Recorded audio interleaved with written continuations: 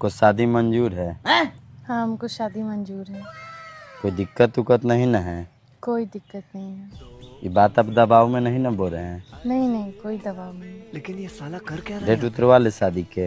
उतरवा लीजिए, ठीक है। पर मेरा एक शर्त है। क्या? कहिए ना। हमको शादी से पहले एक बार लड़का से मिलवा दीजिए ना अंकल।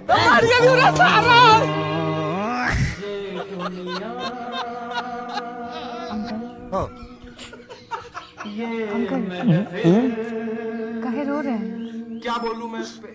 वो आज हमारे दादा के बर्फी बा। अच्छा, बर्फी नहीं, बरसी होता है। उहे बउआ उहे बरसी। आज के दिन दादा हमारे मर गए।